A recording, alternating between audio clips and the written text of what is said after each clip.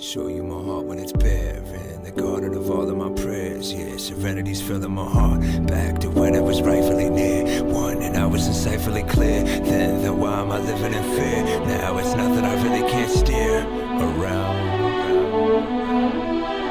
Life is a labyrinth inside as a light. Gift to code the symphony might shift. Behold the infinite light. We are of the gods. Yes. We are part of the gods. And it is our privilege and our duty to claim our heritage through right conduct.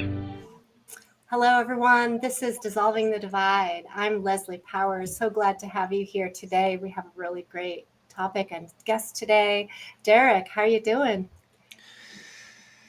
Ooh, I'm pretty good, Leslie. And how are you? I am feeling really good right now, actually, after having not felt so good for, a couple weeks. So, yeah, but I'm feeling great. And I'm glad that we could all get here. We're like in different parts of the world meeting. And so this is exciting. Yeah, totally. I've been looking forward to this for quite some time, actually. And I've been in touch with Tala Linden more, if you will, for actually a couple of years, just, on Facebook, how we've had a couple of these guests. And this is what I love about doing this kind of work.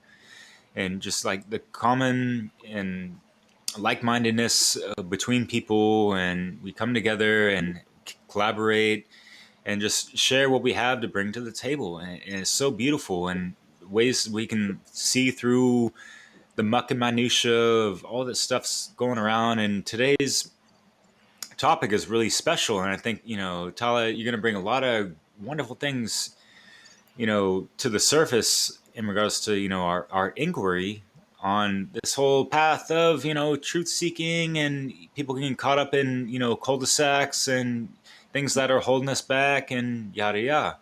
But to, bring it back and introduce yourself, you are quite a wonderful, majestical mystic, author, Thank you. soon to be, incredible artist with your drawings and stuff. I imagine you might do poetry and that. And you're quite the seer, and you've been able to just, I don't know, have something within you that's been able to see and sense certain things beyond the six senses, as mainstream is more accustomed to hearing about. So yeah, please tell us a little bit about yourself, and yeah. Of course, yeah, it's an honor and a pleasure to be on Dissolving the Divide and to finally chat to you both. Really enjoyed your previous segments, and I think it's a really important show, getting networked together and sharing ideas, and yeah, just finding what resonates and yeah, connecting. So it's been really beautiful, and I really hope this takes off, because I think it has a lot of potential to have quite a reach with people and really be a voice of reason within this crazy internet land of so much disinformation and distortion and yeah, nonsense that's actually out there. So it's really cool to have some grounding, truthful, holistic information that's being presented by you guys and others in the network that we're connected to. So where do I start? I've always been, as he was talking about having a seer ability, I've always been very open with my perception of reality. Ever since I was a kid, I've always been able to see strange phenomena, have, connection with spirits and UFOs and see energies and have very prophetic, strange dreams and, just be aware of the other dimensions that we're within, kind of thing. And due to this very open perception that I've had, I've always been very creatively inspired. So art was a big part of my journey from early on. I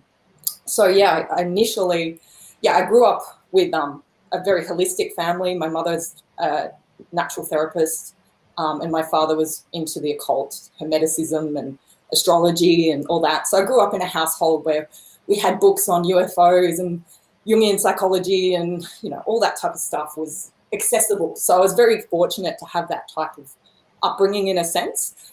I always thought I'm going to be an artist. And I finished school and I went and studied visual arts and actually got a degree in that. But I soon found out the arts world is just like the music industry, it's quite controlled and contrived. And one of my majors for my third year was paranormal reality, because around that time I was having a lot of interface with very strange things, unexplainable. I still don't exactly know what it was, but I guess you could say UFOs for lack of better explanation. But I was capturing some of these on photo. I've shared some of these photos with you guys. They're quite rudimentary now because they're from 2009. But yeah, it was a few friends and I were just witnessing so much strange stuff. Lights in the sky, weird rainbow orbs and sky hooks. You know, once my sisters and I saw this, it looked like a crane up in the sky, and I thought they were doing some kind of construction down the road. And we kept driving for about 100 kilometers, and it's still there. And then we noticed it was actually hovering next to the moon. And I was just like, whoa, what is that? And then I went and told a good friend of mine, and she'd actually seen the same thing in a town like a few miles from there at the same time. So yeah, just a lot of strange things like this, and synchronicity. So yeah, I majored my art on paranormal reality, and that was really not popular with the mainstream tertiary system at all. They really didn't appreciate that. But yeah, I did that, and I became quite disenchanted with art after doing an arts degree and quite uninspired. And yeah, I kind of turned to other things, studying yoga and astrology, and I ended up going to India. And yeah, I've been to India 4 times and spent a few years in total there. But yeah, my main intention was to study yoga because it's always been really beneficial for my health and for my nervous system, and it just regulates me. And there's so much wisdom in the Vedic arts. So yeah, I spent a lot of time in this kooky place called Rishikesh, whereas the Ganges mountains meets the plains. The Ganges River meets the flatlands from the Himalayas. So it's a very sacred, interesting place. And in terms of the occult, there's all sorts of things there, from, you know, dark magicians to advanced city yogis. Yeah, I saw people that had actual city powers and stuff like that, manifesting things out of thin air. And yeah, really incredible. There was one man I met, sadhu, who was sitting on the banks of the Ganges, and every night he'd cook for people a big pot of food, and he'd feed every person that needed it in the entire town. And no one ever saw him actually move from that spot to go and get food. He never had money. He just managed to manifest all this food, feed everybody, and do that every night. It was just incredible. So I saw a lot of things like that. And I met an Ayurvedic doctor over there, and he realized I had an interest in herbalism because I was raised by a herbalist. And he said, do you want to study under me? So I just started organically studying with this guy without any fee or anything. He just wanted somebody that was interested, because he said a lot of young Indian people were more interested in Western allopathic medicine. So yeah, I was really fortunate to spend about 6 months with him studying Ayurvedic herbalism and practicing yoga at the same time. So yeah, that was really incredible. And then I got back to Australia, and I was, all these things about healing just kept coming up for me, that was more my path work than being an artist.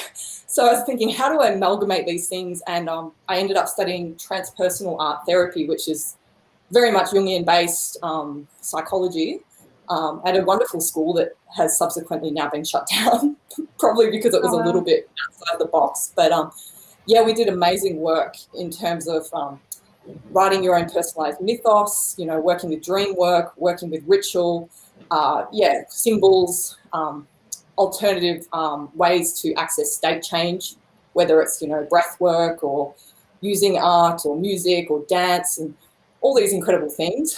So yeah, I studied that.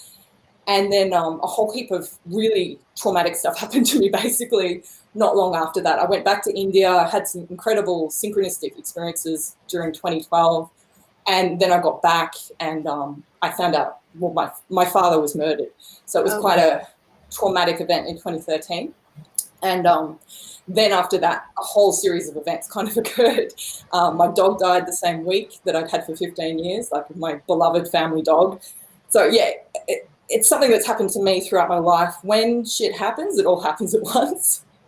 And I end up in this kind of dark night of the soul. It's like you have no choice but to go through that. And that was also around my Saturn return. So if you guys know much about astrology, when you're around 27, 28 and Saturn comes back into the sign that your natal sign is, that's your Saturn return. It usually goes for a few years.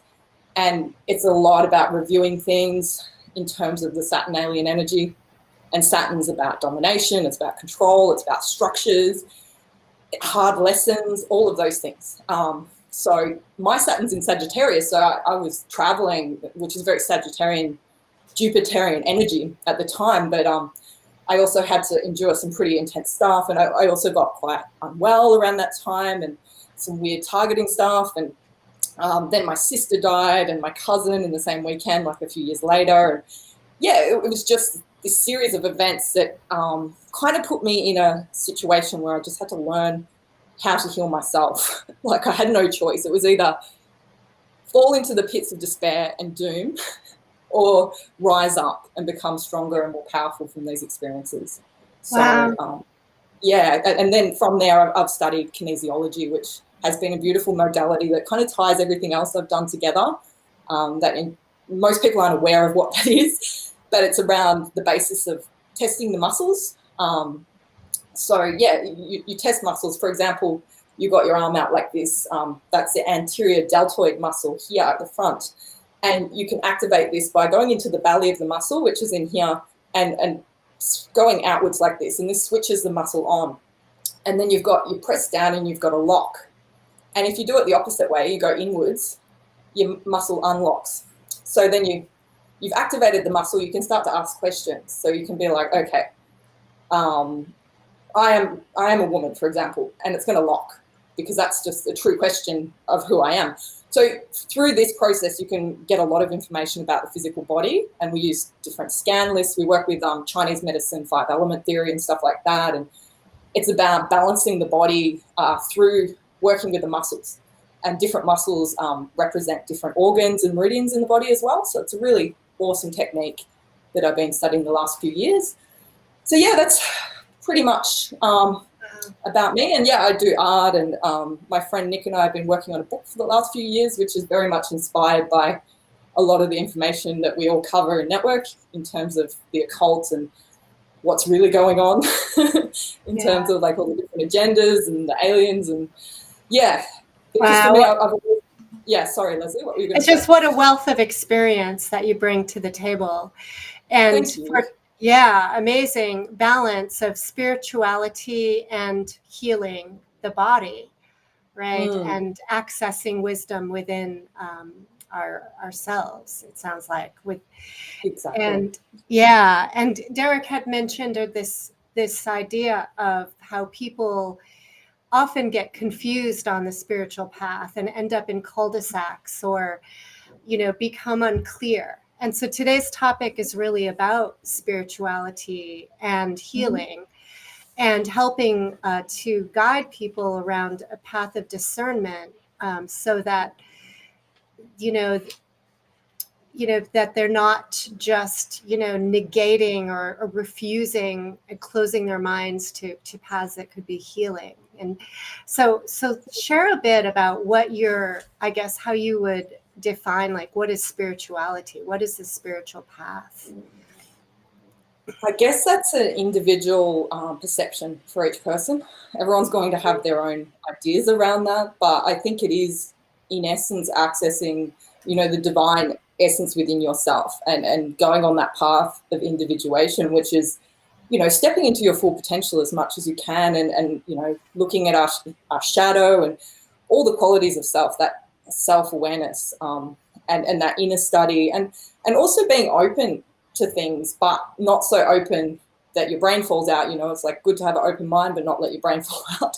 So because I see both extremes, there's people out there that are very much reductionist scientific thinkers, and they very much struggle with anything to do with, the occult or the paranormal or spirituality and very dismissive of all that. And then a lot of New Age people can be overly open to the point where they become gullible and can get led down the garden path with all sorts of things that are probably harvesting their energy and aren't necessarily healthy. So yeah, it's finding that middle ground, isn't it? And finding your own self autonomy within that, which is really important with that discernment. So you know what practices are beneficial, and also being flexible and open, because yeah, you don't want to be dogmatic with this stuff. And I see that sometimes people get stuck in one ideology or one system of thought, and it's so expansive. And what I thought was the truth 5 or 10 years ago is always shifting and changing. There's still empirical truths that I hold within my heart to be true, but there's certain things as well that you shift your perception over time depending on your experiences and the new information that you get. So yeah, I think that's really important. Yeah, but I think having that connection to the divine and your interpretation of that is going to be unique to who you are. But yeah, you know, the word God is very loaded, you know, but, you know, the higher force or the divine or, you know, the higher self is part of that as well. And yeah, just coming from that place as much as we can. Yeah.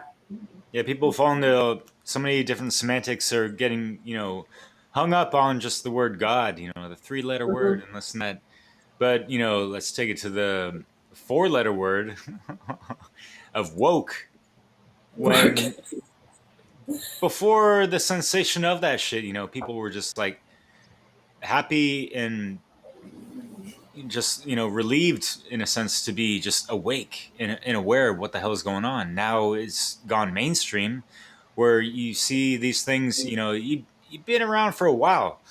And so you've probably seen the landscape change over time and how people kind of rephrase things to today's standards or whatever. And in the mainstream now, you got people acting like they're awake and aware and like have a soul connection to something just because they're aware of a geopolitical level of, you know, consciousness type of shit that isn't even piercing completely the first veil of you know, awakening type of thing. So I see a lot of spiritual fashion statements being, you know, virtue signaled out there in in internet land and wherever, right? So how can we kind of, you know, bring people back down to earth, you know, and kind of like, hey, we're all standing on, you know, common grounds. Let's, you know, cut the fucking, you know, woo wah of, you know, the mysticism of being awake and aware of whatever the hell is going on, and let's actually try to build towards actually creating a sovereign society on some Exactly. hermetically sealed shit, right? Yeah. Because, yeah, in essence, any good person, that's all they want is to have that, you know, more positive, harmonious, sovereign society. And I think that's where it all originated. But unfortunately, in terms of what happens with, I guess you could say, the agendas that are more nefarious, the evil machinations of this world, they're all about inverting things. So they can't create anything new. They don't have that creative spark in terms of, you know, AI or, you know, the energy that comes from the abyss, the evil. I don't think it can create anything originally. So all it can do is subvert, hijack, and distort, and invert. And through that process, it kind of creates this distorted version that people that are not connected to their true self, in a sense, like they're a little bit lost and they're having an identity crisis. It's very easy to cling on to these ideologies that are put out there, and they're coming from a good place, a lot of these people, like the virtue signaling people, you know, it's very superficial, but a lot of them think they're doing the right thing, and they want to, like all humans, they want to belong and they want to be part of the tribe and be accepted. And that's the programming, you know. We're dealing with so much of this mind control that's going on top of things, and distortions of everything. So it's wading through all of that and coming back to ourselves, like, who am I? What am I doing here? Where am I going? Where did I come from? And where am I right now? You know, and what's my intention with all of this? And that's where I think creativity and like energy work, you know, bioenergetics, all this type of stuff is a brilliant way to become more in our body, become more connected with our consciousness, and that more expansive part of ourselves, in a sense, and discern. Like, we don't always have to agree with each other about everything, you know. There's always going to be different perceptions and views on things, but there's a greater truth as well that we can all access. Like, there's no denying that there are evil machinations and plots and distortions and mind control out there. And anyone that denies that is disconnected from reality, because there's plenty of evidence to show, like Logan was talking about this in your last segment, in terms of MK Ultra, Tavistock Institute, all this kind of stuff, these, psychological manipulations that have been used on the public for so long through the media, through the internet, through all these different devices that we have now, even through frequencies. So, And religion, which is different than spirituality, right? Exactly, And really, the other thing is asking where do your own thoughts come from, And so all of this is important consideration to recognize we are a victim, all of us, to some degree of mind control, and our spirits risk being hijacked, if we're not careful. Yeah. We always have to discern and be aware of our own thoughts and go, well, is this coming from my core self, or is this something that's been programmed, and it's a lot to navigate, but that's why I think it's so important to get into our body, like somatically connect and also heal a lot of the traumas that we've had as a collective, or the projections of the society, and the dogmas and stuff like that can be thrust upon people. And we've seen that with the dichotomy between the New Age and religion. They're two extremes, and because the New Age just goes so out there with a lot of bullshit, people will turn to religion because they're like, oh, well, that's evil, and they're invoking demons and they're doing all this, which they could be right about, but then they're going and taking their power away with something else, in terms of a system of domination control that's been around for a very long time. And if you look at history, it hasn't really gone anywhere. It hasn't really been that positive. Yeah, Tala, that's interesting because, prepping for this chat, I was listening into certain things, and I don't know if both of y'all have noticed, or anyone out there listening, but there's been an interesting shift towards people that, kind of delve into the New Age stuff, and they realize like, oh, it's actually not for them, or it's limited hangout, or, it's matrix, mind control, whatever the hell. And what they would do sometimes is actually go back to the other head cage religion, whatever their flavor is. And it's just, it boggles my mind sometimes how that works, and how people, it's kind of like that, infant going back to their mother, in a sense, whatever that figurehead is of, their upbringing and what they clung on to religiously or whatever. Exactly. Have you seen that? Anyone seen that? Yeah, back to people sitting in their fear and not wanting to be accountable for themselves and take responsibility for their own pathwork, because it's much easier to somebody that's in that state of consciousness to go to a system that's already created and not create their own system and be dictated to and told what to do, in a way. It's kind of like a bit of a cop-out in a sense, isn't it? But, And what would you say is the alternative, like for those people who are seeking and aren't sure what it means, to find the spiritual path on their own, and also people often seek company, and support of a tribe, and so what would you say to someone, like, what is another way of finding your spiritual home without attaching to an external religious or New Age structure? Yeah, that's a good question. I think it just comes back to knowing yourself, self-study, and just practice, finding a practice of some sort that ignites you and connects you to your passion. And everybody's unique. Everyone's got different things that might resonate with them, and starting there, because that's a beautiful thing. And being an art therapist, I really encourage creativity, because, through that creative process, and it doesn't have to be drawing or painting. It could be making music, or it could be furniture, making, or whatever it is.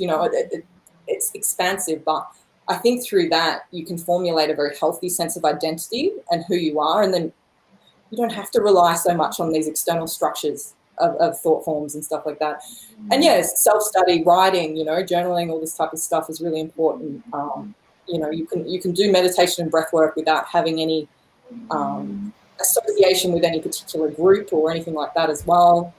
getting out in nature, because that's the true temple, I think, is Mother Earth, you know. Everyone has to agree, if you want to access the divine, go and sit in a rainforest or go to the beach or a waterfall or something like that, and you're going to get that full connection to the spiritual essence. And yeah, I think it's quite simple. Like, I think we overcomplicated it in a sense, you know, because of all the programming and this need to belong. You know, people want identities. They want to belong to the church, or they want to belong to this group or this cult or whatever it is. When, you know, we just have to reconnect with being comfortable with belonging to ourselves and being autonomous in our own process. Yeah.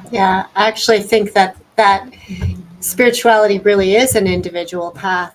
You know, it's not something that we can be given by an external being. It is something that we need to go inward and find, you know, through our own process of truth discovery. I think truth seeking is related, and philosophical study, you know, of truth and right and love, you know. That's that word, right.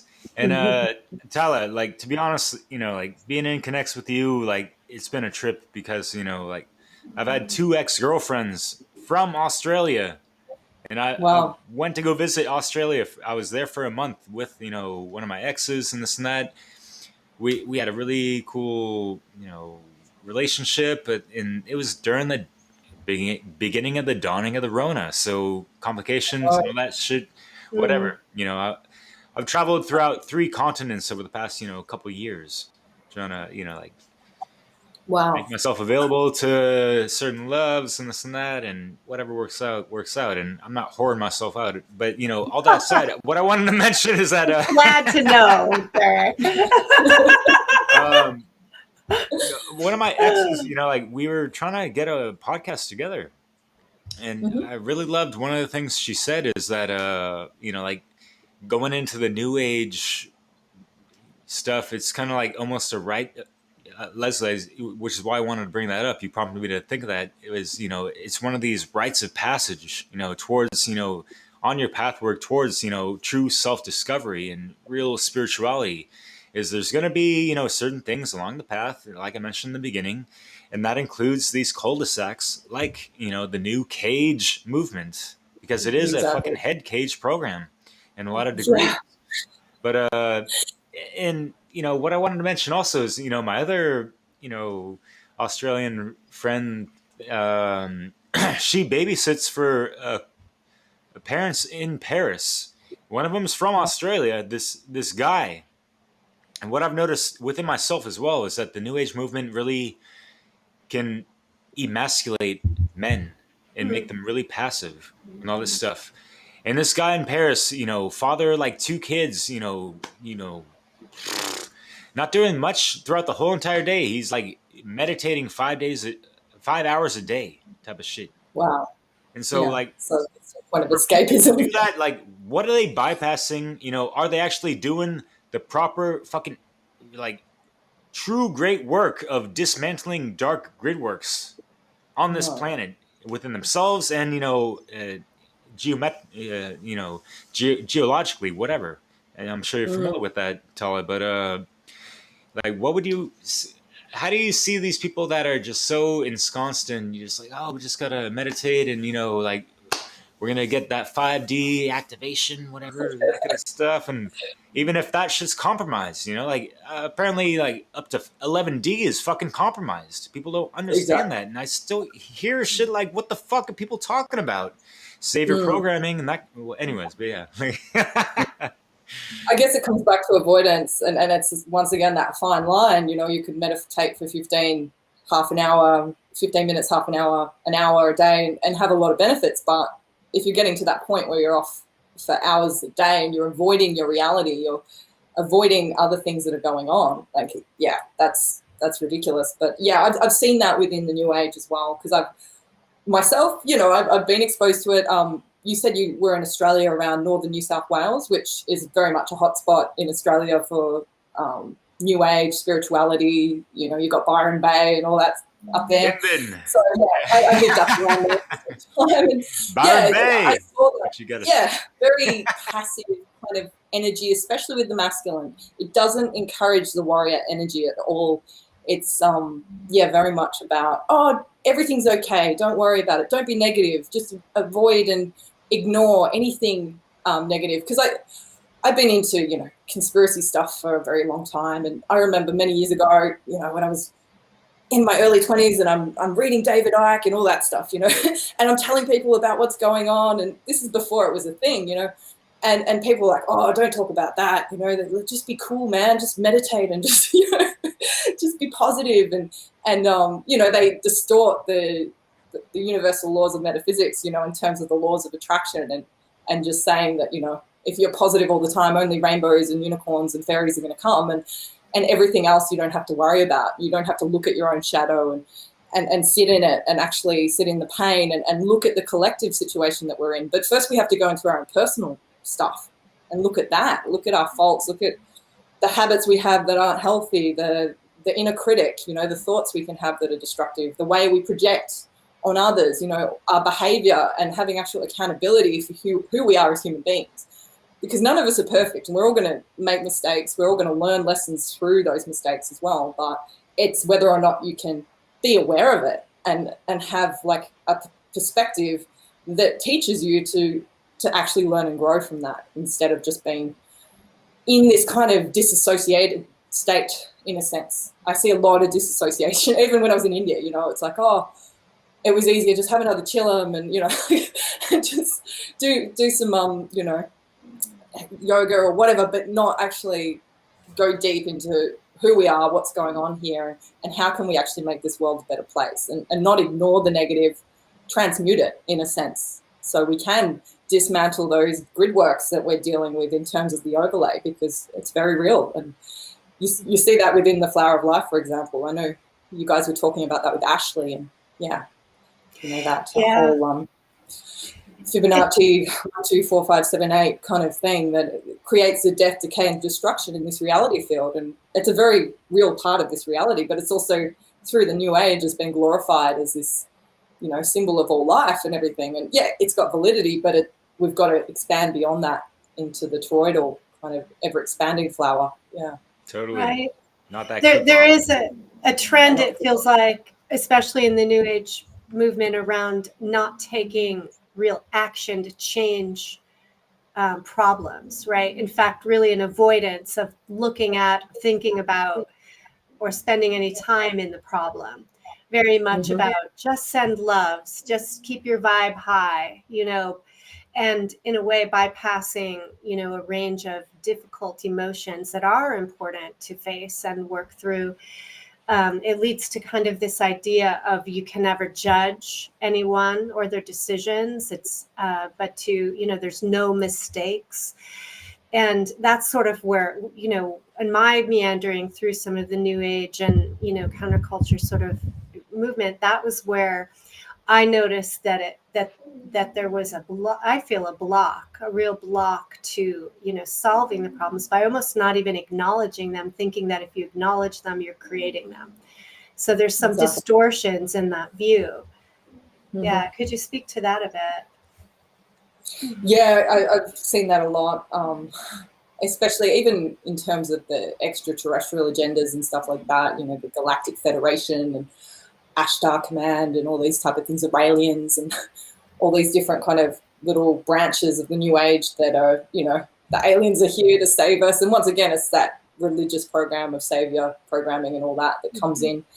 And that there's no negative and that nothing bad's going on, it's all meant to be. Or you can even see it, I know it isn't the New Age, but like with QAnon and, like Trump's going to save us and, the med beds are here and they're going to heal us all and all this stuff. And all the bad guys are already dead and they're just clones. And it's very dismissive. And I guess it's, bypassing. People don't want to take responsibility and go, well, what can I do within myself to create ripples in this world, to change things in a positive way for myself and for others? Because if we heal ourselves, then we can actually make a bigger difference in this world. And that's quite a process, especially when we're dealing with complex trauma that most people have and fried out nervous systems and mind control and all these different aspects that everyone's contending with.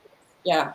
Yeah, I think another risk is like there's a lot of channeling going on and a really blind trust around that, like really trusting that anything that you're channeling is like this divine message or from some Pleiadian, like, helper, or however. And I think that that's perhaps a way that people, there's some infiltration of some negative stuff too. Mhm. Any thoughts on that? Well, yeah, any form of channeling, you're allowing something else into your energy field. And that itself is very dangerous because we need to actually contain and fortify our energy field. So by giving permission for anything, whether, it's in terms of religious healing with the Holy Spirit or, these channels with the Palladians or the Acturians, or you don't know what entity you're dealing with. And unfortunately, from my experience, entities are very real. They're very much part of this reality field and the overlays we're dealing with. And yeah, it's just a very dangerous thing to do. And of course, you're going to get distorted information. When you can access information by going into your own core and into what some people call the Akashic records or a mente, or, these kind of higher consciousness fields that we can all access. We all have that ability to tap into that. The more we become in alignment and know who we are, and the more we know ourselves, and we do that work to like heal the body. A lot of it, I think, is also connected with the spinal column. The Jed in the Egyptian mythos is about the spine. It's the pillar. And then you look at yogic philosophy, and it's all about, practicing asana and pranayama and all these different modalities. So you strengthen the muscles, external obliques and the muscles in the back and the abdominal muscles, as to be able to have this circuit within the spine fully aligned, because that's our central nervous system.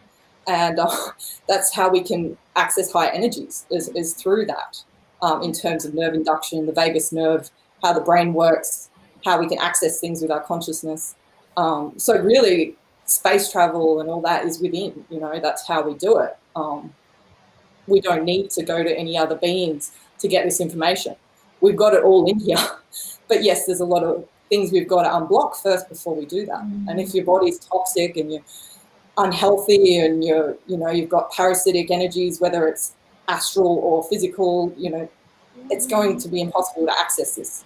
So yeah, it's that process of purification of the physical body. Like Derek, you said you're on a fast right now. That's a brilliant thing to do, to clean everything out, because literally everyone's full of shit. Yeah. So Yeah. you can clean out your intestines, that's good. And the gut, heal the gut, and the whole gut-brain connection with the vagus nerve and the brain. And yeah, that's a good start to being able to access higher information. And that's something I noticed when I was fasting. I could meditate really easily in terms of tapping in.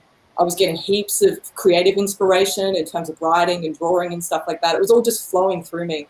And I'll notice that when I'm in a state like that, I can access it so much easier than when I'm tired and I'm stressed and I'm run down and feeling a bit toxic.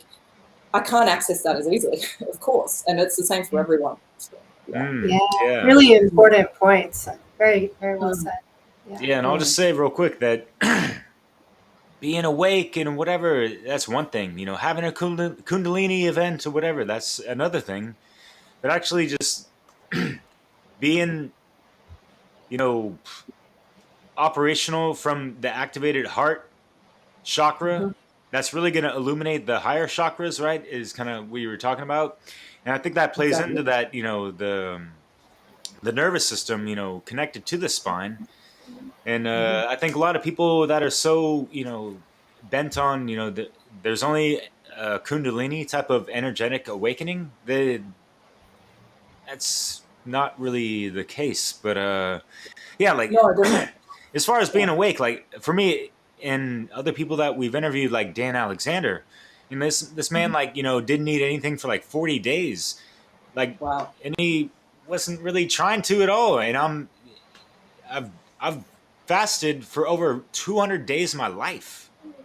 So for people who don't understand, what does fasting do to open up the spiritual channels? You purify your vessel. You've really connected to more life force energy, and you just run off of that self-perpetuating energy that you can, cultivate within yourself. And I don't know, sometimes it's hard to stop.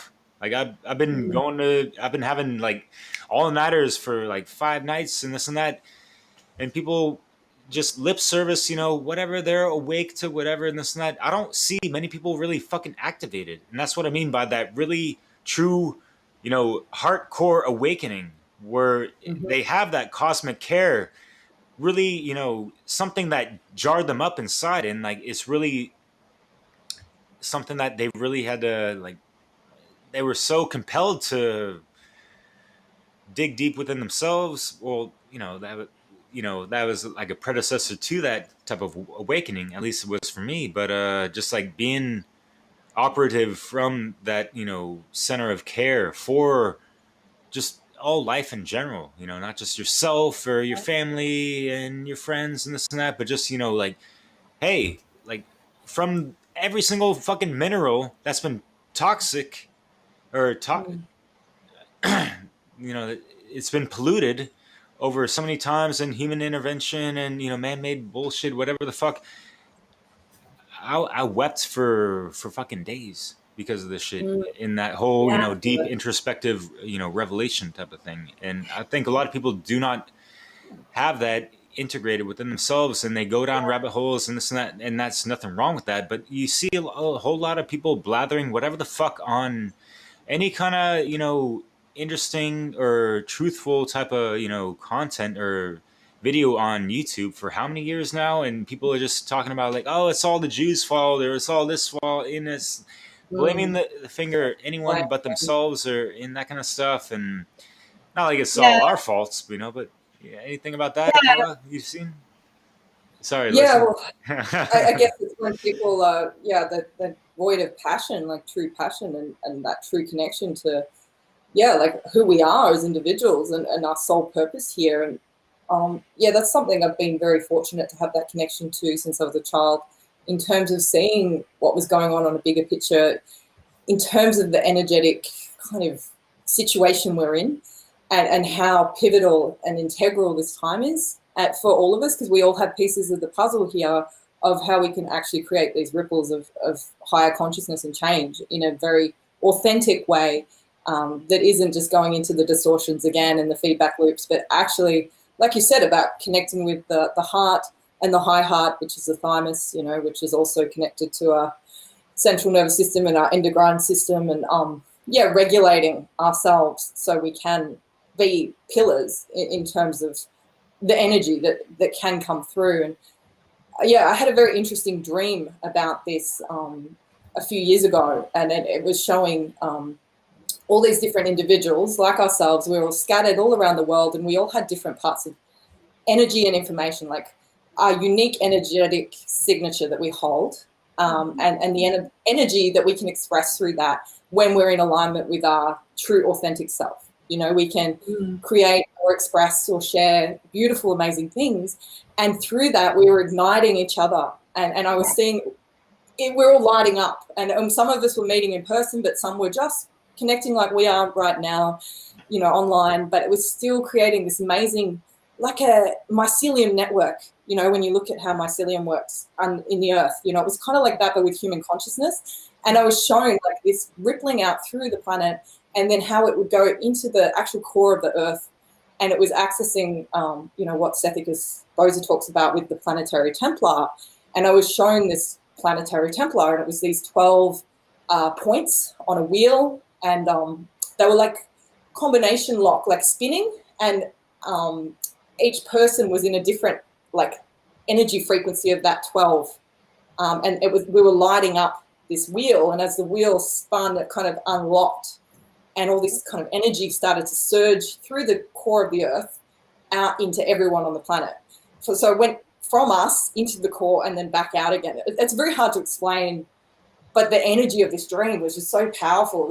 It was a reminder that there's more to what's going on than all the conspiracy theories and all the spiritual practices and all the ideologies. And, there's something deeper going on an energetic consciousness level. And I think it's inevitable what's going to happen. That's what I keep being shown. And that's why we're having so much intensity in terms of the control grids that are happening now. Like even what happened with the Rona, you know, it's like they're wanting this lockdown of human consciousness so badly, but it's just going to like burst out whether they like it or not, you know. But I think it's a choice as individuals we can take to actually be part of that energetically, or to get sucked into the abyss, which is also a reality of what's going on right now in terms of the distortions. There's and this is something that's been shown as well in dreams, you know, that there's this kind of to the abyss happening at the moment. I wanted to comment a little bit about this idea of, you know, the fasting and the clearing, you know, of a lot of the heaviness, right, that we carry from our kind of mainstream lives, and that you know, it's one of the ways to remove blockages that you were talking about, Tala, you know, that we need to remove blockages in order to sort of access this energetic frequency. And this, what I'm kind of thinking of is this energetic potential, you know, of our human technology, and then the synergy that can happen when our potentials are activated together, right? When energy rises in purity, I guess, you know. And I've had sort of like visions of almost like geometrical images of expansion, of how this sort of looks in a kind of a mathematical geometrical way of expansion. And I know in my heart, right, that there's this opportunity for us when we can remove blockages, use the discipline to overcome addictions, and you know, addictions to food, to pleasures, to, you know, different things that keep us swimming down in these lower vibrational states. And it's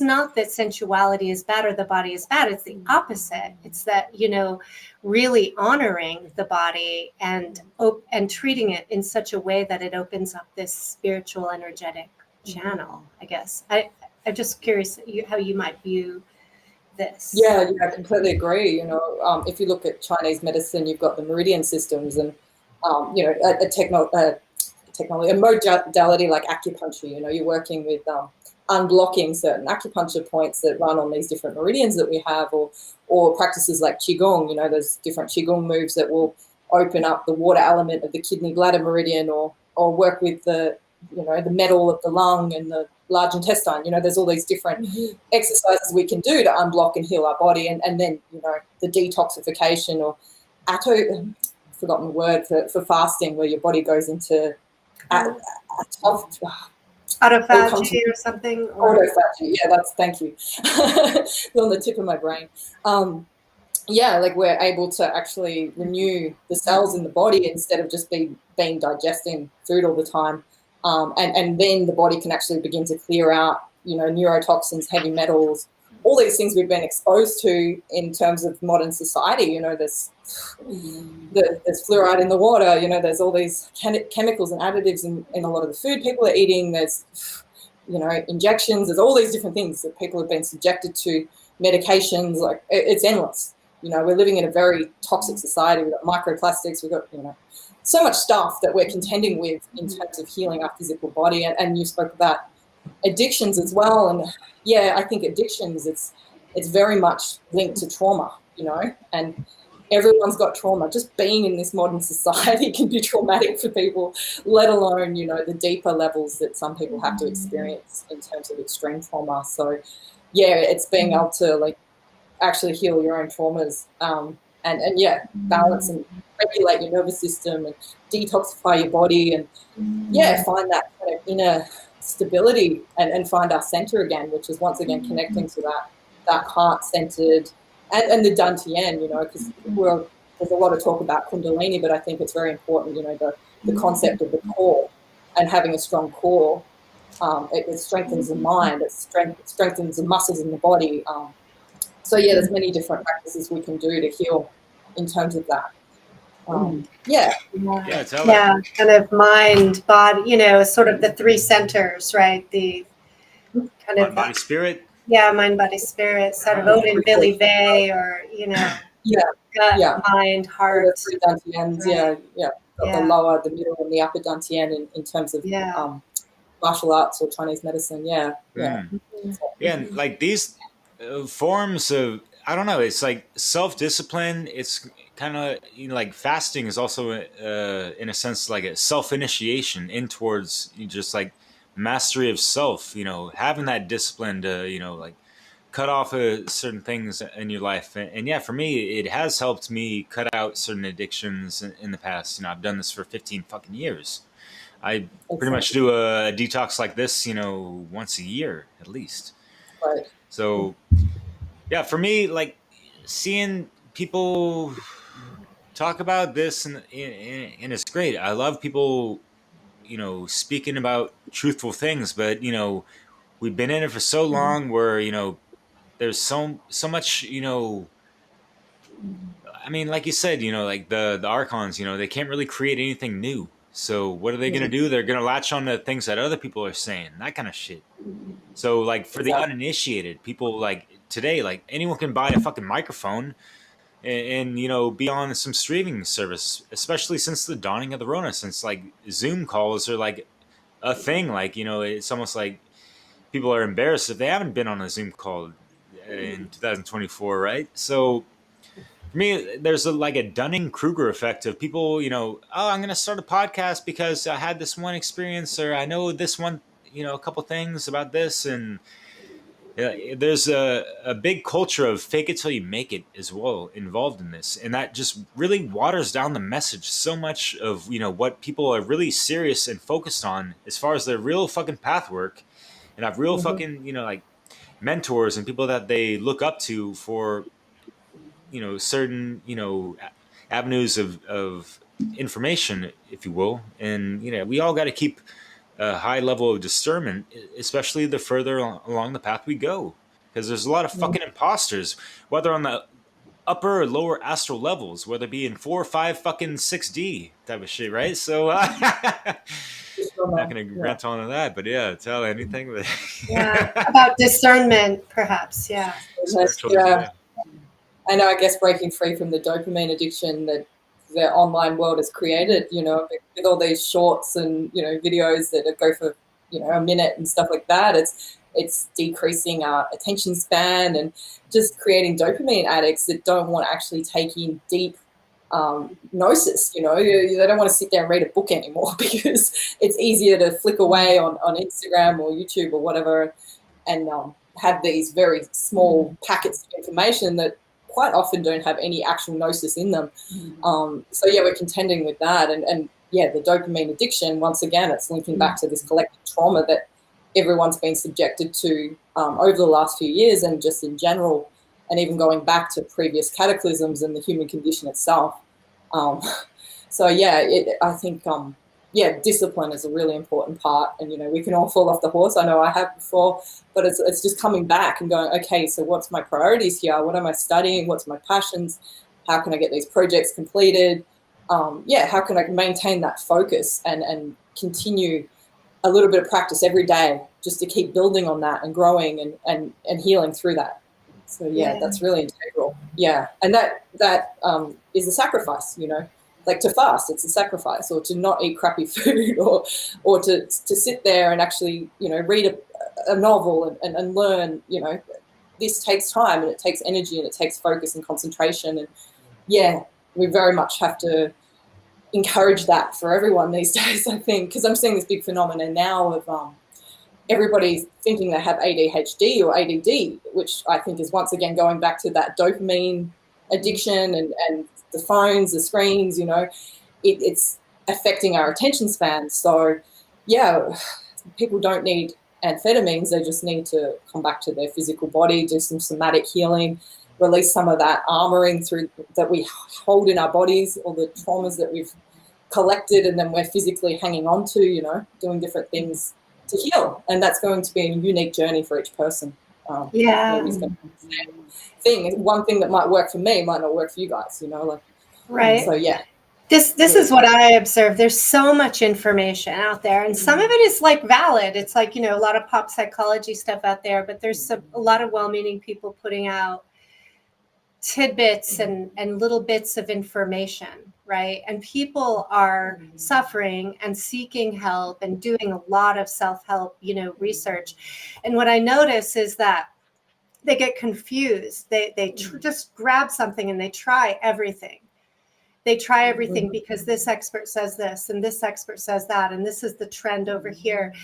And then they have this hodgepodge, everything in the kitchen sink is thrown at themselves, but they're still not really finding the relief that they want. And my observation is that they're really lacking that self-knowledge, that the answer isn't just to find all this stuff from outside of you and try it on and randomly, haphazardly do every technique.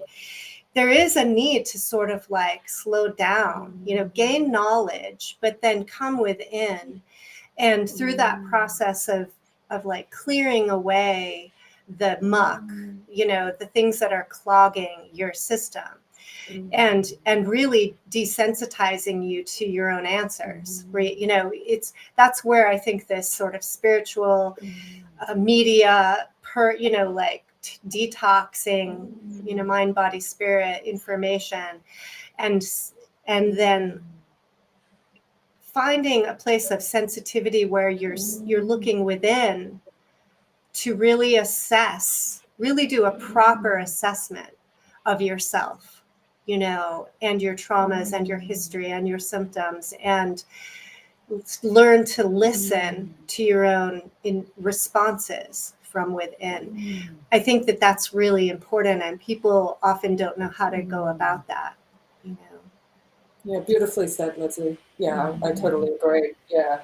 And I think, going into nature, once again, I mentioned that before, but it's a really important thing to do.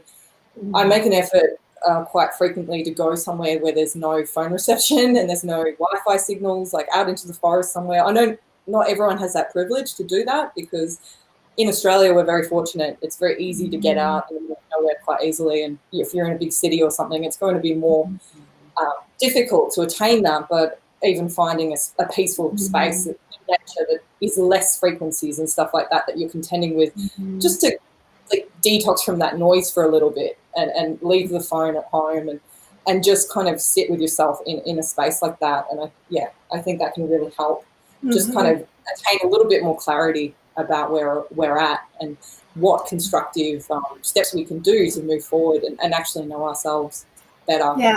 And astrology is a great practice, and I know the New Age has kind of hijacked that one and watered it down and all of this, but we can get a lot of knowledge of self through astrology. It takes time to understand the concepts and the archetypes and stuff within your own chart or your templating, but it's incredibly deep, and you can just find out so much more about like why certain things tick with yourself, or it's really interesting. And shout out to someone like Rodney Goodwin, who's doing astrology.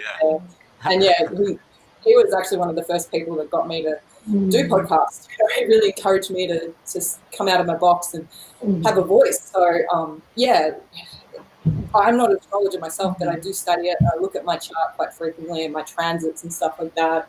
And it can really make sense of a lot of the things that are going on right now. Like, right now we've got this crazy transit with Pluto and Aquarius at 0 degrees. The other day they went in and we had this massive storm that hit here where I live in Victoria, Australia, and it took out like half the state's electricity, phone lines, houses were completely destroyed. There's still people I know that don't have electricity nearly a week later. So it was quite hectic energy that was coming through. And then personally I have my Mars is in Aquarius, so I'm really feeling that in terms of the transit. So I can see like the dramatic week that I've had personally. I can kind of relate that to the energies of what I'm dealing with, and just have a little bit more clarity around it, and know that all these things pass, so we don't have to get stuck in victim mode or over dramatize things. We can just kind of ride the storm and know that through those experiences we actually can become stronger and more powerful. That sounds so much more grounded than a lot of people even on dating sites, you see people like, oh, I'm into astrology, I'm this sign, I'm that sign. But, you don't hear these people talking about things in terms like how you just described it, how, these things, correlate to your proper templating and the Exactly. transits and this and that. Oh, retrogrades, watch out. Better go hiding under the covers, like, hey, what are you bypassing? What are you scared of? Exactly. What the fuck? Like, we're all human. Yeah. We all got to deal with that shit. We all have, whatever degrees of trauma. Let's fucking Yeah. heal this shit. If you have help, fucking reach out and let's raise up, because there's so much Yeah. more things to do that are beyond, just, scraping to get by and this and that. We have, we got to build a proper, hermetically sealed society and shit like that, as I like to say. But Exactly. Yeah. We all have so much potential, like what Yeah. we're capable of. Yeah, when we're in our power, when we're in our center, when we're being authentic, the things that we can achieve and what we can share with the world is just, it's really beautiful. And that's why I think there's so many distractions to lead people away from that. Yeah. And to, take their power away so they're not in that state. And things like astrology and tarot, I see people in the mainstream kind of newer woke population seeking out, right? Very trendy, but they're doing it from the mindset of it telling them what to do or what is going to happen. Like there's some power in the astrology reading or the tarot card to answer their question, like they're dictated solve by their it. problem. They're dictated as opposed, and that's very different, I think, than what you were talking about, how I would view how I use those tools. I'm looking at it to understand myself as opposed, so maybe how would you recommend the use of those tools?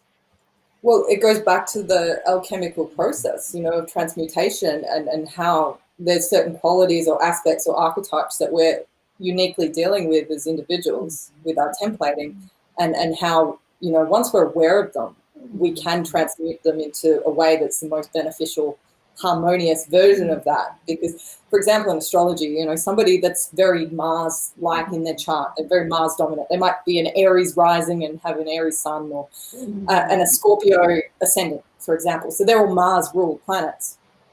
They could be very aggressive and impulsive, but also very energetic and dynamic and easily inspired and active. So, it's like, how can we harmonize that polarity, going back to natural law, instead of just accepting like, oh, I'm just an impulsive person and I'm always going to be like that. It's like, no, I'm aware of that aspect of myself, but I can also use these things in the best possible way in terms of my path of individuation and transmute that in the alchemical process. And it's like, like the hero's journey, you go down into the dark night of the soul and you've got that choice. You can either get stuck there and just wallow in the abyss, or you can actually rise out. And through those experiences, you can have this newfound knowledge and wisdom and empathy and all these different amazing qualities that come through having these more challenging experiences in our lives. Like, I know if I hadn't have had a lot of these traumatic, challenging experiences, I wouldn't have the insights that I have now, or the ability to be able to connect with people on a certain level and assist them with their process, facilitate different things and stuff like that, because I just wouldn't have that point of reference. It's like, oh yeah, I know what it feels like to go through intense grief or suffering or pain or whatever, but I'm not going to be stuck there. That there's gold of knowledge in that, in a sense. And the tarot, that's once again just working with these universal archetypes. Same with mythology, they're all expressions or extensions of self, of human consciousness. And we can find those unique archetypes that resonate with us at different stages in our journey. And that can shift. So you don't have to be stuck in a certain thing either, Yeah, and you exemplified that so beautifully in some of your artworks and, some of the things you share with me. I don't know if that's going to be included in your book. But yes, wow, that one piece where it has so many of the archetypes of especially the major arcana, if you will, from the tarot. You're wow, that's just it looks like such a magical playground. How did you conceive of that, or what made you think about that one? My art, just real quick. expression was way to learn about the occult as well. You know, I've always been into, there's a misconception around what the occult is, you know, and people like Mark Pazio explain it very well, that it's not a cult or a secret society or a hidden group. The occult just means hidden, you know, and we're uncovering the things that have been hidden and going back into the core of things and getting that gnosis out. So yeah, systems of gnosis like tarot, astrology, mythology, all of that has always fascinated me, the runes, all these type of things. So because I'm a creative person, I thought, well, I'm going to understand these things better if I draw it and if I sit with it and look at the symbology and find other ways to work with these things, not just giving a reading, you know, because you can work with the tarot, you can work with astrology in that context, but there's other ways we can work with it in terms of our systems and consciousness and how we relate and understand it, in a sense. Yeah. So there's a responsibility here, really, in the using, in interacting with these systems, of taking really decoding this deep symbolism that represents parts of ourselves, and then transmuting energies. Almost, it's like could be guidance, you know, as to what needs growth or balancing within, right? So there's work to be done, really. Yeah, exactly. Yeah. There's many different phases or cycles in terms of that work, you know. It's an endless journey, but we can get to different levels of consciousness and pull back different veils of awareness through that process. And learn to know ourselves better. And these systems of gnosis are just a beautiful tool for that, in terms of just working with these structures, archetypes and stuff like that. So you guys have both used the word veils, like pulling back veils, and I'm familiar with that as well. But for people who aren't so clear, what does that refer to when you're talking about the veils? Well, there's many different levels of perception and knowledge of what's going on. You know, you've got more first veil stuff in terms of being awake or woke, you know, where people might be aware that there's a conspiracy going on, that there's the banking system, you know, is creating money out of thin air, or, you know, the Rockefellers and the Rothschilds are doing this and that, and, you know, there's fluoride in the water. You know, there's different layers to kind of comprehending the structures of what's going on, in a sense, I think. That's my interpretation of it, you know. And that's one aspect, but then you can go deeper and deeper. And, you know, we were just talking before about the overlays in terms of grid works and energy, and how that's probably another stage in pulling back these veils. But we're always learning and growing through this awareness. So different levels of, I guess, seeing what's really going on, different levels of pulling back the sheets of our mind control, essentially. Exactly. You know, and then seeking like deeper and deeper levels of energetic and spiritual and cosmic, I guess, distortion that we're living with. So it's could be pretty mind-blowing, right, for a lot of people. It can be. And that can be traumatizing in and of itself. And I've noticed, you know, there's some truthers that are kind of gone black-pilled or whatever, that are just kind of like doom and gloom type of thing, and just it just seems like they're not able to alchemize, you know, the negativity and, you know, transmute that into something, into their craft of something that's, you know, really worth true value, that can help other people, and not just, you know, rave and rants about all the fucked up shit going on, but actually, you know, like, hey, like there's a better path than all this other shit, you know. Let's shift the focus from all this stuff. If we're aware of this stuff, great, you know, let's get over the hump and fucking, you know, build something better on the side, or whatever. And you know, dismantle that other shit, you know, at the same time, whatever. We need people on so many fronts on this stuff, in this, you know, full spectrum, you know, domination and control through the, you know, Hegelian dialectic and what our channel is based off of, in contradiction to the divide and conquer tactics going on, that we're trying to dissolve all these things, and this path work in this conversation is so important because it is kind of like a synthesis of, a culmination of so much information and gnosis and, coming into awareness of how things are fucked up, and what do we do from there?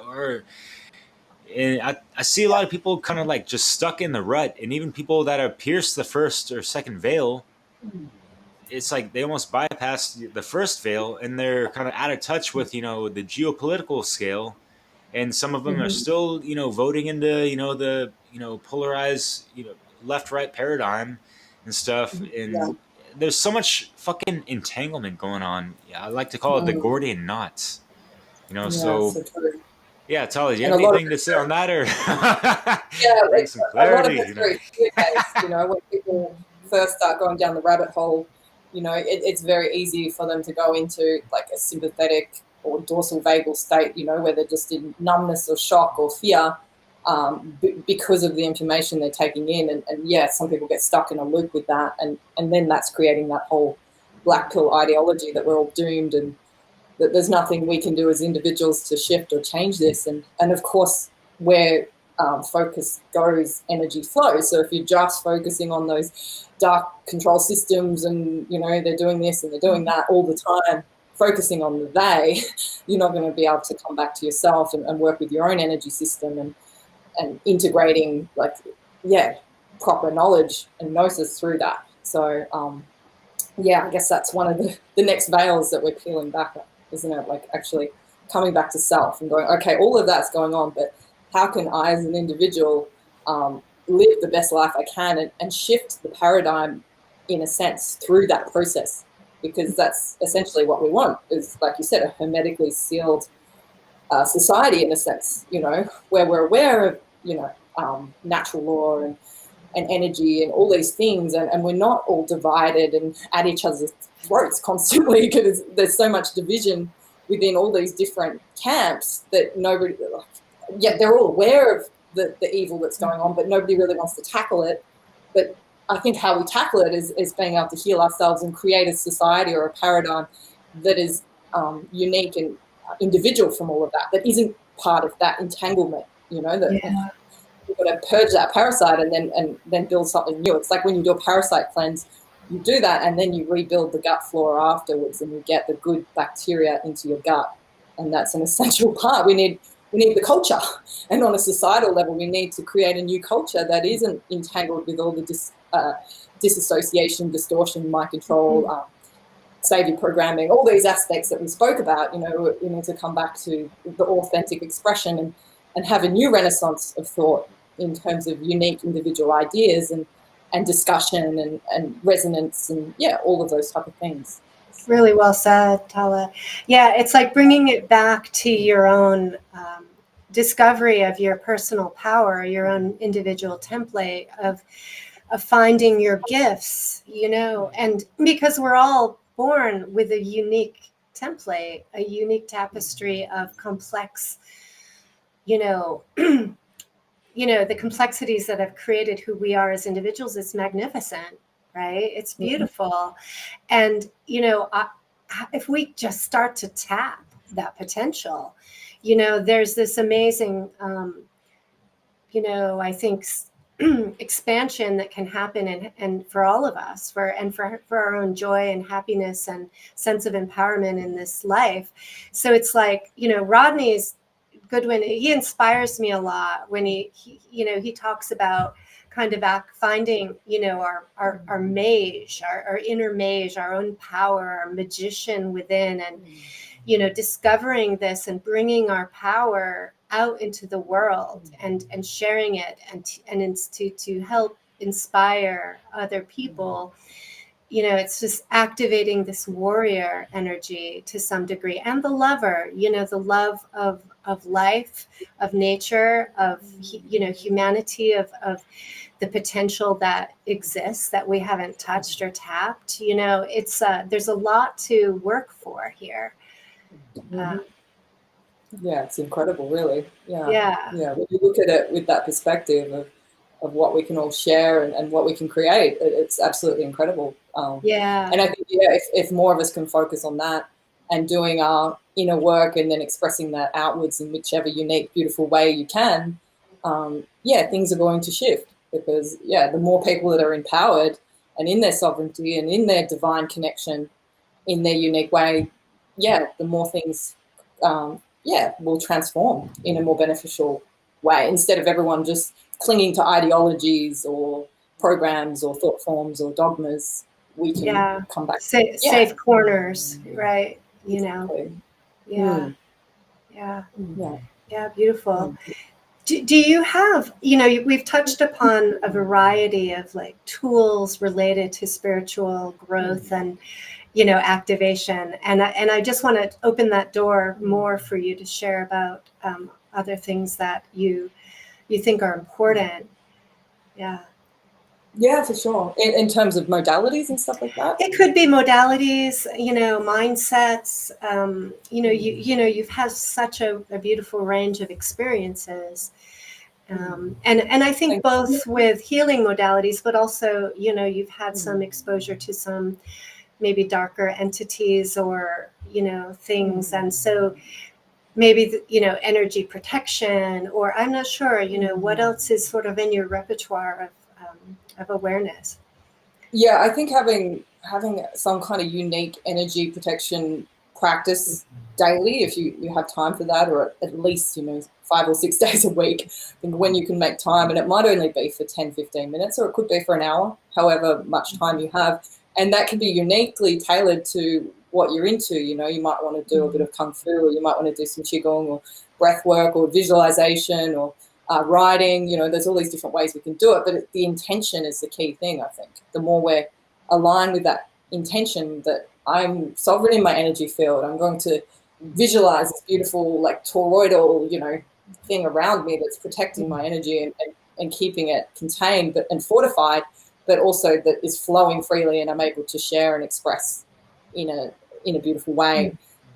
So yeah, I find if I keep doing my practice, and for me, like I do sun salutations and some breath work and stuff like that every day, and just kind of try and come back into my center and reflect on things as well. Like, yeah, just be aware of where you're at, being in your body. Like some days are going to be more difficult than others, and things can come up. And I see a lot of people are outside their body.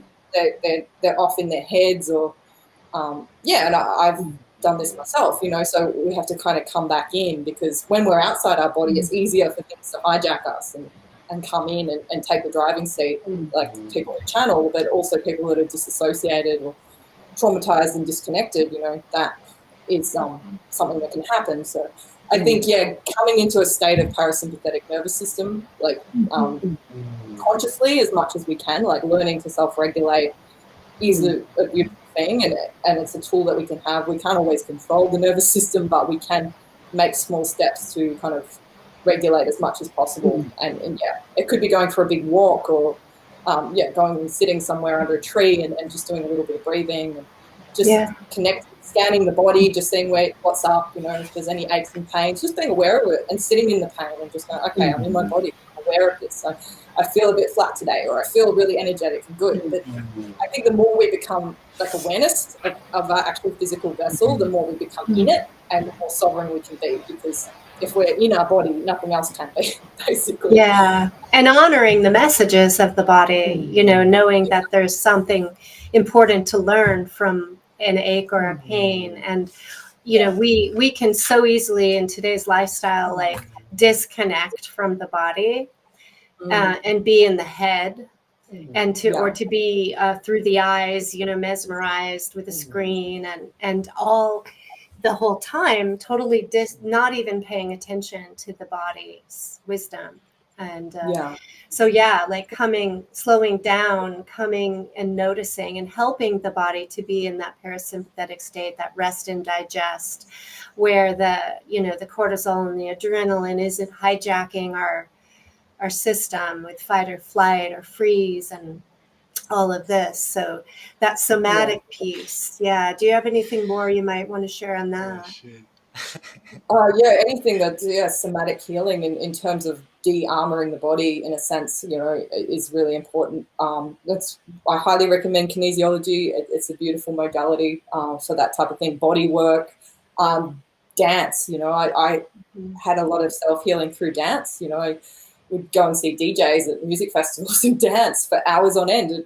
That's not for everyone, but for me, when I was going through some really intense stuff, it was a great way to just move things through and open up the meridians again and come back to my center and be grounded. And there's many different techniques, but I think the intention is the most crucial part of it, because you could be sitting there drawing a picture or playing guitar or drums or something, but you've got that intention to kind of be in that state, that meditative state, because meditation doesn't have to be about having no thoughts and sitting there quietly. Like, some people that works for, but a meditation could be gardening, or it could be drawing, or it could be cooking a beautiful, healthy meal that's going to nourish your body, and you're putting that energy into it. So I think it's, the more we have that conscious intention to heal ourselves, and also to see that pain, like you said, it's a teacher.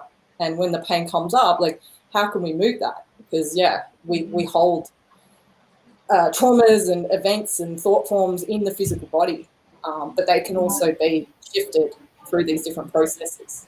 Yeah, and we can dialogue, with ourselves, with our parts, with our pain, with our, anxieties, with our fears, and gain a deep inner knowledge and help to dissolve those kind of polarities and dissolves within ourselves, or divides within ourselves. I've been going through that this past week, just detoxing. And for me, being able to just having a fortunate amount of like free time. I mean, I'm paying for it, through, my savings, whatever. I'm not working at this moment for the past month or so, but just being able to, take many steps back to be able to, come back into myself and have that inner ear listening to my inner core and my body and what's going on and this and that. And this has happened, so many times over the past couple of years of, like leading up to a detox or a fasting. Like, hey, man, like, I've been, eating too much, or I don't know, like my body just wants to go into like light mode a good amount of times, and like I cannot eat food during this time. So like for me, it's just like it is what it is, and I'm just like running off of fucking like energy. Light energy. Lemon juice and maple syrup, grade B. Syrup. Very clearing. It's amazing what comes out of you a week later. Well, and one thing with you, Derek, is you have like multiple awarenesses going on at any given moment, right?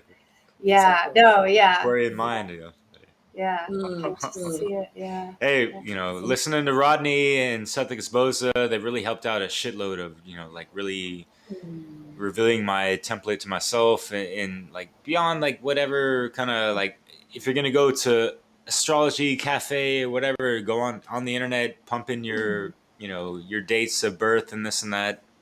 You're going to get some great information, but you're not going to get it through the same way that, someone guiding you through every single, placement and transit and trine and sextile and whatever's squared up and all that shit, that counts for so much. So, and that goes back to like mentors that have studied these certain modalities for longer. We can have these people as teachers and they can assist facilitating our own process and journey.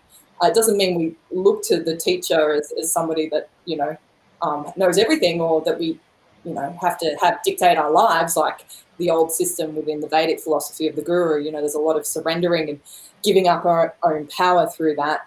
It's more about, just having a mentor that has that knowledge and that we can reflect with and get more deep insight. And we're on a resonant frequency. So through that, the more of us that are on that path, we can learn and grow and get ideas. And we're all each other's teachers through this.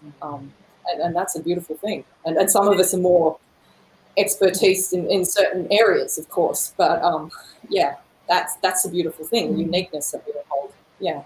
And I'm glad you're bringing that up, because I think that in the truth movement, there's a lot of individualism, right? You know, we care about the individual. The individual is key, but that doesn't mean that you have to do it all in isolation by yourself. That's not the most optimal way to even see yourself. It's really a reflection through, you know, facing the mirror and sometimes facing other people and getting reflection back, you know, and support and guidance, right? We don't always see everything on our own. On our own. Human beings are tribal creatures. Like for millions of years, we've lived together in communities and tribes and societies and stuff like that, and relied on each other for survival in a sense. Like we need that. And the last few years, that was definitely cut off. You know, people were isolated in a very extreme level for some.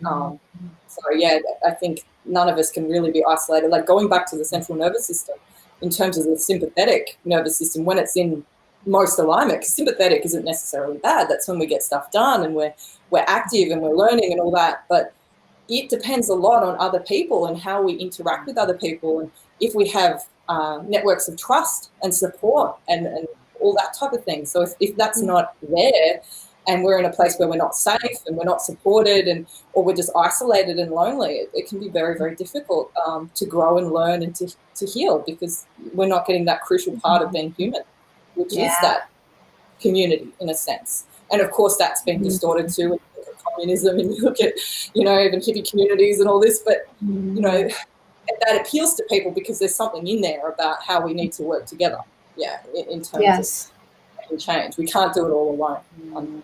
We all have to take responsibility and do the work, of course, but hold ourselves accountable as an individual within, you know, a community of people, really, you know, operating with empathy and awareness and, you know, just owning our behavior and our thoughts and our words.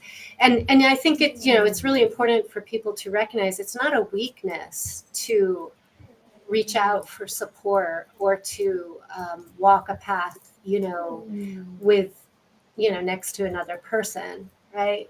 It's okay to seek mentorship.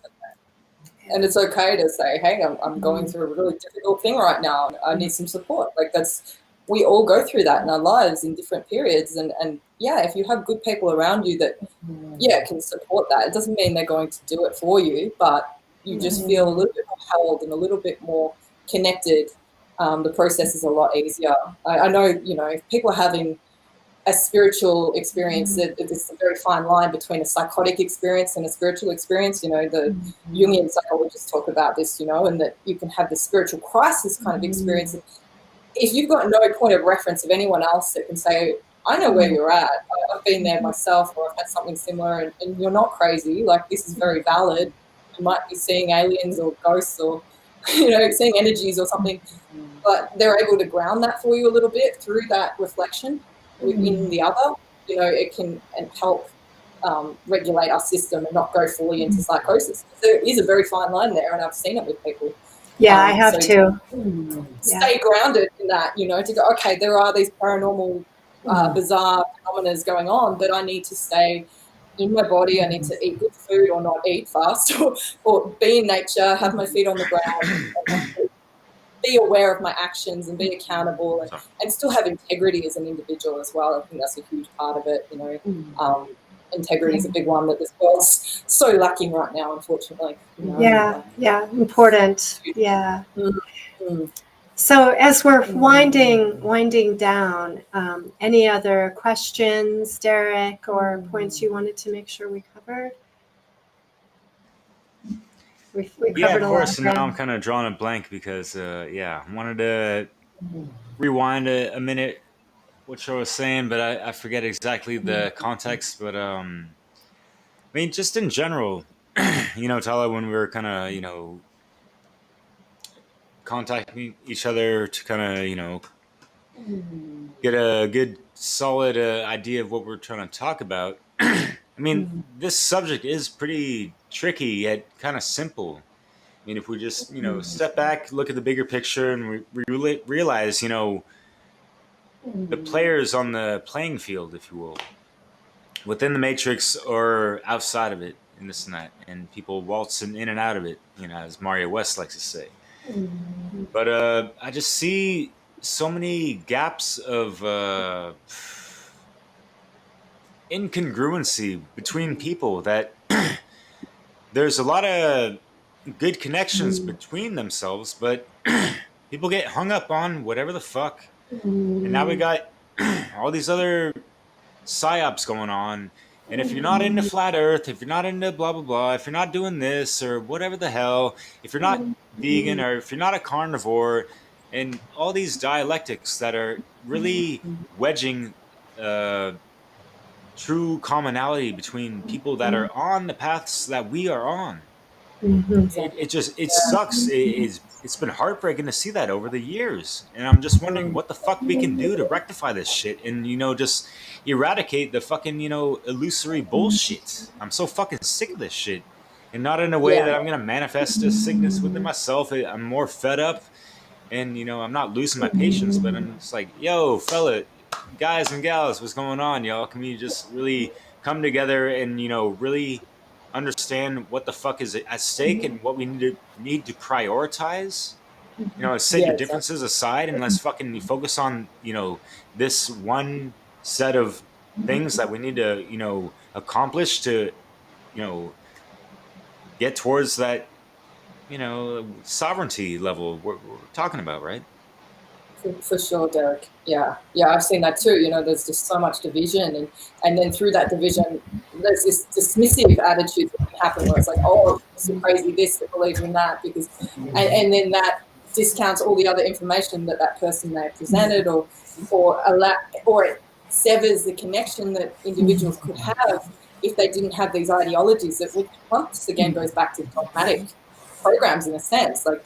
Because we really don't know. We don't know everything, and none of us will, but we can't just project and make assumptions and dismiss somebody because they've got a different view to us about something, like vegan or carnivore or whatever. One thing that might work for someone might not work for someone else, and we just have to agree to disagree and go, well, okay, that's cool. You do you. But we all have that same intention. We don't want to shift this. We don't want to be in a slave system. We don't want to live in smart cities. We don't want to be poisoned. We don't want to be like dictated to by a WEF, all this stuff. Like we don't need that. We can create a paradigm where we're all adults here with great ideas and intellect and talents, and we can build a global community in a positive way, not in this destructive, cashless, digital ID way that they want. Yeah, and we all feel that same way, I think. Like anybody that's an authentic, true, good person all wants the same thing. They want to live a good life and they want to have a good society and get along. Not have war. Yeah, unfortunately, it's just a program that gets repeated over and over again because it works. So they keep using it, They did it in the Rona with the jab and the non-jab, it was really bad here in Australia, It was like Nazi jab. It was just ridiculous the way they did it to people, and how quickly people would fall into these different programs and, oh, it's okay to isolate that person and treat them like an outsider because they didn't do this, or and seeing whole families getting ripped apart and friendships and it's crazy. It's crazy. And I'm hearing how important it is to hold a vision, right? And for us to start to talk this vision, to speak it, and help, and so that we can all maybe connect in on a shared vision, and really pulling out the details, the picky details of stuff that people get in arguments over that really don't need to be like established in one extreme or another, in order for this vision to unfold, right? Infighting. And so through that is like a creative process too, and visualizing and activating like the principles of epigenetics, right? That we're not destined by our genes, but that we are creative beings that can interact with, nature and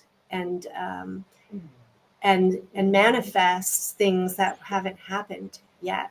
So it's like this power that we all have, and we need each other, right, to step in, walk in the same direction towards a shared vision. And so I really love how you mentioned that. Yeah, it's so true.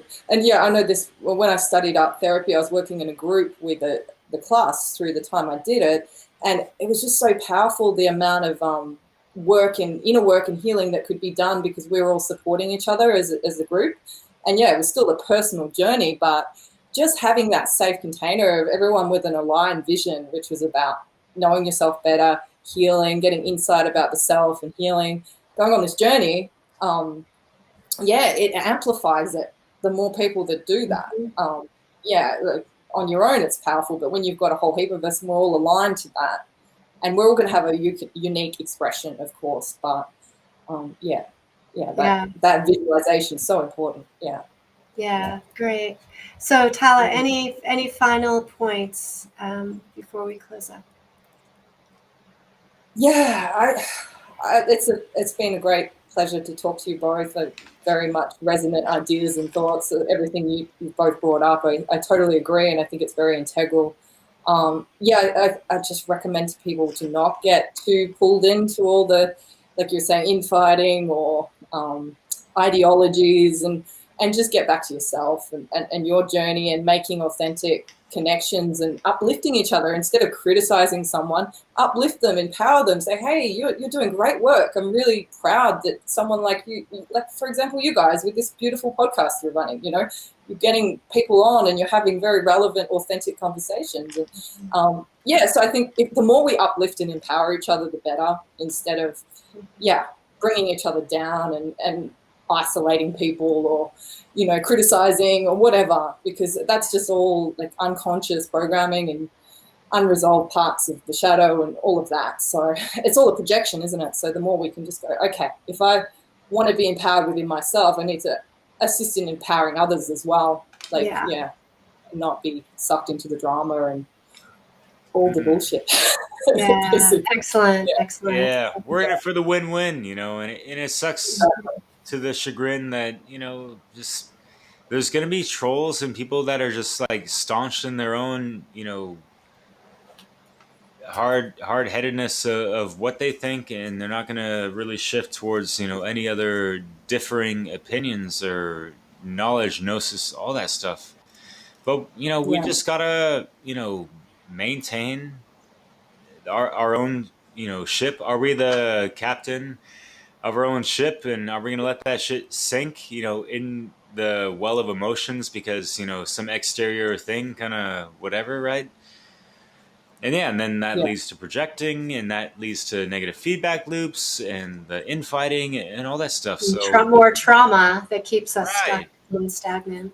So, we're all about trying to just, hey, let's dissolve all that, like focus on yourself, really try to bring that good quality value to the table of your interactions in your daily environment. And what else can we say other than, shine your lights as within, as without, like, do you have that light first and foremost type of thing, or are you acting like you got it, like for those out there trying to claim this and that, and everyone's got their YouTube channels now and blah fucking blah. Like, wow, I'm pretty underwhelmed sometimes, but they haven't been sitting and doing their personal work quite enough. All right. Well, this has been wonderful. Tala, I really appreciate all the wisdom that you share. And thanks for having me on. It's been wonderful too. Really enjoyed it. Yeah. Do you want to tell us a little something about, upcoming works you got? It seems like you got, a lot going on, yet, the potential to like bring it out to the public is ginormous almost. And that could almost be overwhelming for yourself. But you got a book coming out, you got a wonderful artistry, and I think you've been on Rodney Goodwin's podcast show on Hardcore Productions at least 3 times, which is great. Yeah. So yeah. Yeah, I get a bit overwhelmed with technology. It's not my forte. I'm getting better, but It ain't for it just everyone, doesn't man. always work for me the way it should. It's kind of like the digital gen comes in and goes, no, that button's not going to do that. You know? Fuck yeah. So I'm contending with that, but I'm building things up, and I've been working on this book with my friend Nick, who's also kind of in the network, and this book's a fictional story. It's quite whimsical, and it's a tale of two different characters in two different timelines and how they interact and how they go on their own inner journey, or dark night of the soul kind of thing, and how they have to break through many of the illusions of the programs of consciousness and all that, and the new age, and it goes into all of that kind of stuff, aliens and all the fun stuff that we all love. So yeah, that's nearly ready, and it's called Time Wars. So yeah, that will be a fun little read for people. And my art's available. I'm hoping to get a website up so people can buy prints, or I also do commission works for people. I'm working on something for someone at the moment, their family crest, which has been a really beautiful journey to work on, a wonderful Scottish crest that has a lot of symbolic meaning and stuff like that. I also offer healing kind of mentoring sessions as well. I think I've given you a link tree. Is it Linktree? Yeah. Yeah, and definitely. it's got a few Waiting for ways that you can website to come up, but yeah, there's several ways we can contact you, which is great. So yeah, keep Yeah. on. Yeah, for Yeah, sure. And I do like online kinesiology stuff as well, which is incredibly powerful. Like at first I wasn't aware that it would do much, but the more sessions I've done with people, it's really been quite interesting how you can do that. So, and that itself is a little bit of, mentoring and counseling that happens at the same time. So yeah, get a hold of me if you're interested. But yeah, That's it's all great. slowly coming together. It's when you do so many different things, it takes a while to draw them all in. Yeah. And consolidate. Totally, yeah. Just like this conversation, right? So yeah, Leslie, I know you got other I conversations have on the way. my dog follow. I have to get my dog out, so I'm going to have to take off right now. Great to talk to you, Leslie. Yeah, so good to meet with you and We talk give to a you. woof. I'm going to pop off. Looking forward to the next time. Bye. Thank you. Bye. Yeah, much love, y'all. Thank you. The source is orchestrating this life. Here it's cycling through these precise years. Of course it feels like a nightmare. We're learning how to get right here. To a mystic it's quite clear. Only in this way and in these manners can we understand the symbolism. It is a wonderful thing to realize that the ancients were wise enough to make everything alive.